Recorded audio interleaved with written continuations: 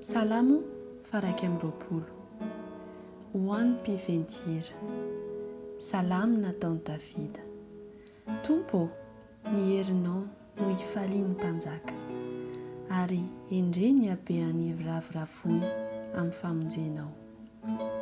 Ny niriny fony dia nomenao azy, ary ny nangatahan'ny olona tsy mba nolavinao.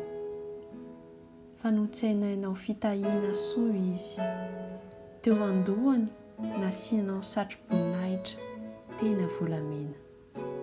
Aina no nangatahany taminao, dia nomenao azy izany.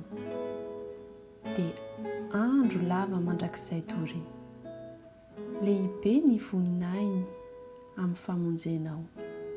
Laza sy voninahitra no nataonao taminy.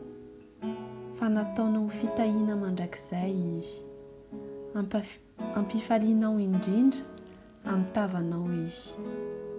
Fa ny mpanjaka matoky an'ny tompo, ary noho ny famindrapony avo indrindra dia tsy angozozo izy.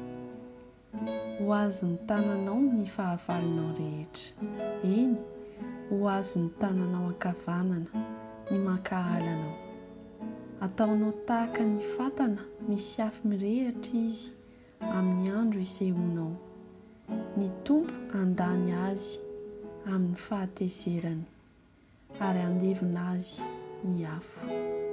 Ny zanany aringanao tsy eo amin'ny tany, ary ny taranany tsy eo amin'ny zanak'olombelona.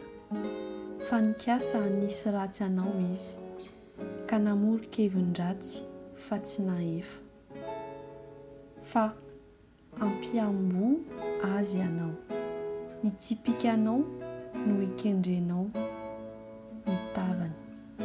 Misandrata amin'ny herinao, Tompo, hihira sy hankalaza ny herinao izahay.